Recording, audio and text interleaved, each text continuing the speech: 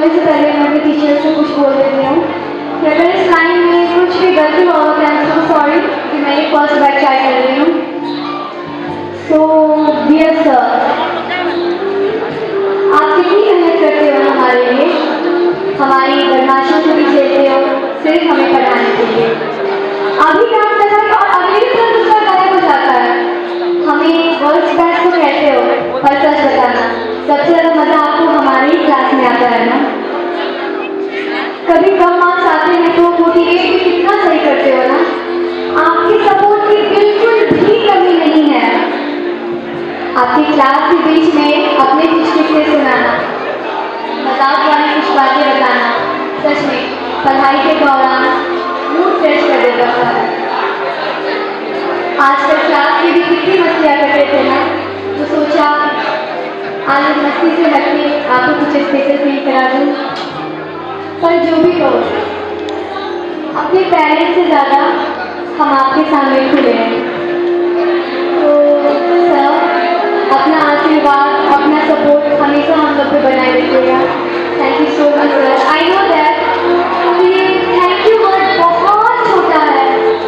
जो भी काम आपने 2 साल में हमारे लिए किया है, शायद उसका कर्ज थैंक यू नहीं उतार सकता। आज तक क्लास में कभी कह नहीं पाई, तो सोचा चलो फेयरवेल में कह दूँगी कि टीचर्स तो बहुत मिले जिंदगी में, बट आप उन सब टीचरों से अलग थे। आपकी डांस उन सब टीचरों से अलग थी। आपकी डांस कभी भी दिल में नहीं लगी थी, वो सीधा जाके दिमाग में लगी थी और फिर आपके डांस के बाद ये रियलाइज होता था कि चलो ऐसी गलती दोबारा नहीं करनी है। बट फिर भी आज आपसे जुदा हो रहे हैं। शायद मुलाकात तो हर टाइम होती ही रहेगी, मगर ऐसा सामने बैठ के आप हमें पढ़ाते हैं, हमारी क्लास में हंसी मजाक, ये शायद अब दोबारा नहीं होगा। जैसे अपने माँ बाप का कर्ज हम लोग कभी नहीं उतार सकते हैं, क्योंकि उन्हें भगवान का रूप देते हैं। इसीलिए आपने जितनी मेहनत, जितना सपोर्ट इन 2 सालों में दिया है हमें, वो एक पेरेंट्स से कम नहीं था। और शायद इसका कर्ज हम अपनी आखिरी जिंदगी तक भी नहीं उतार सकते, क्योंकि पेरेंट्स को भगवान का रूप दिया गया है। क्योंकि पेरेंट्स हमारे साथ हर वक्त रहेंगे।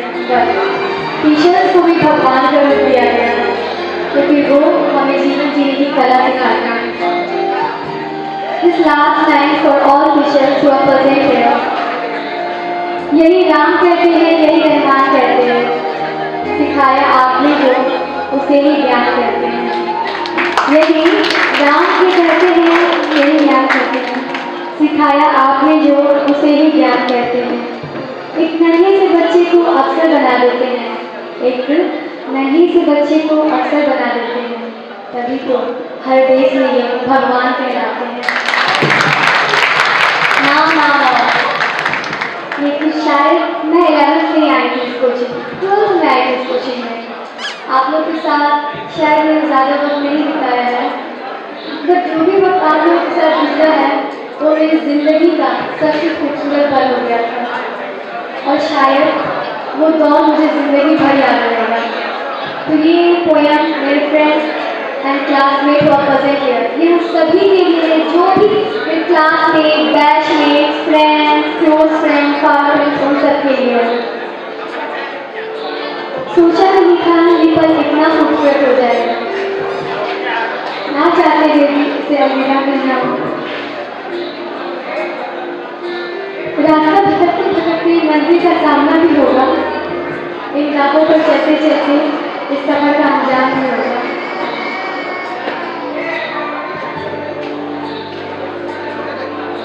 पर वो कहते हैं ना कि वक्त किसी के लिए नहीं रुकता, तो फिर हमारे लिए कैसे रुक सकता था। इसीलिए उसने एक अनकहा, अनसुना एक पैगाम इन सबके लिए दे दिया कि यारो हर एक पल को ऐसे जियो कि याद करती रह जाए दुनिया। आना जाना सबका यहाँ लगा रहेगा, मगर अगर कुछ रह जाएगा तो वो होगा सुनहरी यादों का मेला। वो यादें जो सबने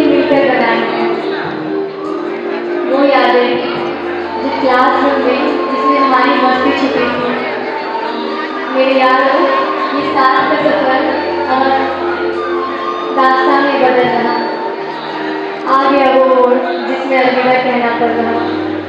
क्लास और कैंटीन वाली कहानी होगी अब खत्म, अब अलग होंगे रास्ते, अलग होगा सफर।